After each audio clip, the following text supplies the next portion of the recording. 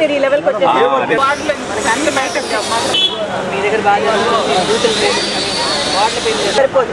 అందరూ కలిసి ఈ 15 రోజులు చేసి ఖచ్చితంగా టీడీపీ గెలిపించుకోవాలా. ఇంటికి మాట్లాడదామని వెళ్ళామండి, కానీ మమ్మల్ని ఏ ప్రజలు ఎక్కడ మాట్లాడనివ్వట్లేదు.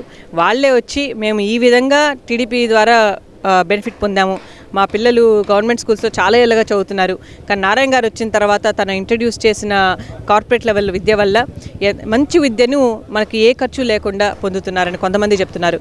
కొంతమంది మాకు ఇల్లు వచ్చిందని చెప్తున్నారు, మాకు పెన్షన్లు వచ్చాయని చెప్తున్నారు, పసుపు కుంకుమ స్కీమ్ ద్వారా మేము బెనిఫిట్ అయ్యామని చెప్తున్నారు.